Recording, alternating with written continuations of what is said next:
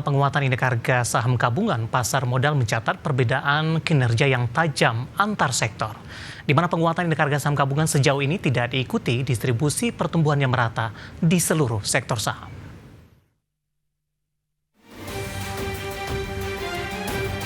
Kinerja saham sektor teknologi dan infrastruktur berbalik arah di tengah penguatan signifikan indeks harga saham gabungan dalam beberapa waktu terakhir.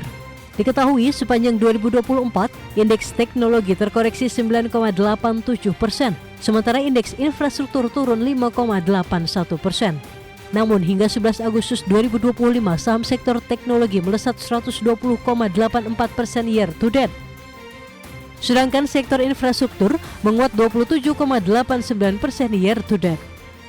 Kenaikan tajam kedua sektor ini di tahun 2025 menenggelamkan kinerja sektor energi yang di 2024 menjadi indeks dengan pertumbuhan tertinggi di 2024 dengan pertumbuhan 28,01%.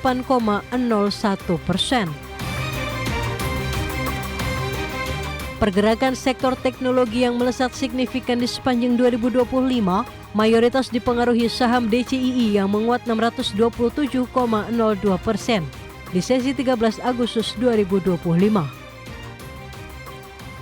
Saham WIFI menguat 573,17% year to date. Saham MLPT menguat 301,49%. Saham EMTK menguat 101,22%. Sementara sektor infrastruktur ditopang sentimen positif dari MSCI. Meski masih tertekan 2,43%, namun dengan kapitalisasi besar saat ini, dalam 3 bulan saham Brand menguat 48,36%. Saham CDIA melambung 155,2% sejak IPO. Dan saham KRYA menguat 376,9% year to date. Analis Panin Sekuritas Felix Darmawan menjelaskan, kenaikan sektor teknologi didorong penurunan suku bunga, stimulus digitalisasi, serta aksi IPO dan korporasi besar yang menarik modal asing. Adapun rotasi sektor pada kuartal 4 diperkirakan bergeser ke properti, konstruksi, perbankan, serta transportasi dan logistik jika suku bunga Bank Indonesia terus menurun dan belanja pemerintah meningkat. Dari berbagai sumber, IDX Channel.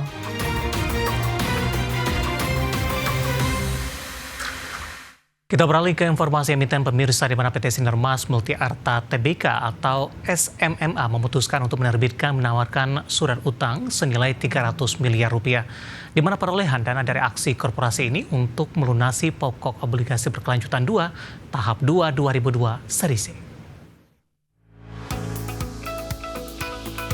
Dikutip dari prospektus ringkas perseroan yang dirangkum dari berbagai sumber, PT Sinarmas Multi Arta Tbk atau SMMA akan menawarkan obligasi berkelanjutan 3 tahap 3 2025 senilai 300 miliar rupiah bertenor 5 tahun dengan tingkat bunga tetap 8,5% per tahun.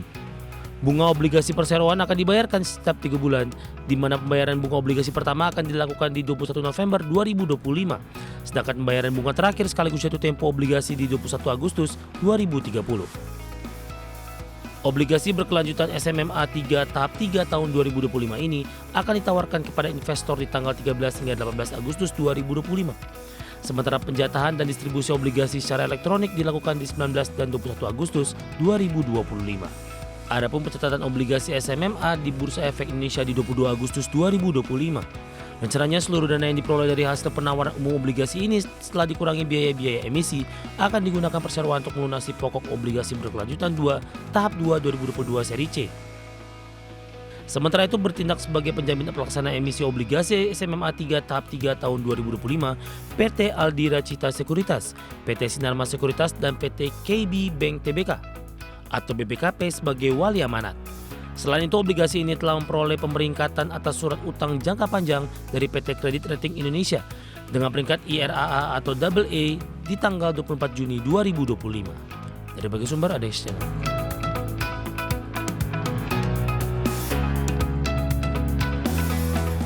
Ya, pemirsa, secara teknikal pergerakan saham SMMA ini lebih cenderung mengalami tekanan setelah mencatatkan rekor tertinggi dari sisi harga beberapa waktu lalu dan ikut juga menjadi penopang utama indeks harga saham gabungan di level 22.700. Sementara secara intraday di sepanjang perdagangan hari ini dapat Anda saksikan grafis di layar televisi Anda pemirsa. Dibuka di sesi pertama pada pagi tadi di zona hijau di Rp16.725 per saham. Kemudian beberapa menit pasca pembukaan penguatan lebih ke arah terbatas, saham SMMA bergerak di level Rp16.650 per saham. 945 mengalami lonjakan yang cukup signifikan, menembus di level 17.200 dan ini merupakan intraday tertinggi di sepanjang perdagangan hari ini. Di penutupan sesi pertama masih menguat, sudah terbatas di 16.850, kemudian pembukaan sesi kedua bergerak flat atau di level yang sama di 16.850. Saat ini posisi saham SMMA mengalami penguatan di 1,96% di Rp16.925 per sahamnya. Kita akan coba lihat pergerakan saham SMMA di 6 bulan terakhir, pemirsa. Beralih ke grafis selanjutnya di perdagangan pertengahan Januari, 14 Januari, masih diperdagangkan di level 15.500 dan lebih cenderung bergerak flat dan tidak bergerak kemana-mana dalam 3 bulan pertama di awal 2025, pemirsa. April menguat ke 15.475, Mei melanjutkan penguatan ke 16.350 dan Juni di 16.425. Sementara di perdagangan Juli, SMMA mencatatkan auto reject atas beberapa kali dan hingga menyentuh ke level intraday tertingginya di 22.700. Pasca menyentuh level ini, profit taking terjadi sehingga tekanan dalam terjadi sempat ke 14.600-an dan saat ini sudah berada kembali di level 16 ribuan, pemirsa. 16.925 intraday hari ini bahkan sudah ke 17.200. Dari sisi valuasi dengan beberapa indikator yang ada, ke grafis selanjutnya kita akan coba lihat dari posisi price to earning ratio-nya ada di kisaran 40.51 kali, PSR-nya di 5.08 kali, PBV-nya di 4.30 kali, sudah jauh di atas 1 kali. Sementara PCFR-nya minus di 15.93 kali. Kombinasi secara fundamental, teknikal, dan juga dari sisi valuasi dan semoga bisa menjadi salah satu referensi untuk Anda.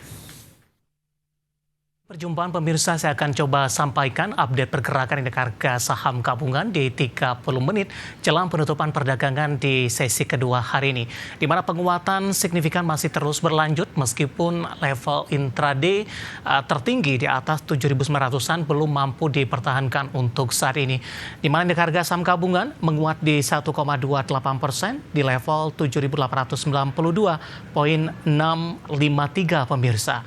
Kecenderungan bergerak di zona hijau dibuka di sesi pertama pada pagi tadi sudah bergerak di atau menembus di level 7.800-an, tepatnya di 7.846,124. Kemudian intraday tertinggi hari ini di 7.903,053 dan level terendah di 7.835,302, pemirsa.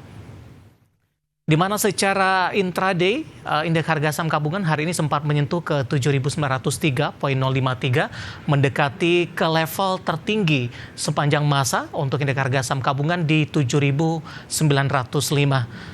Dengan tinggal beberapa poin lagi, namun indeks harga saham gabungan menguat terbatas ke 7.800-an.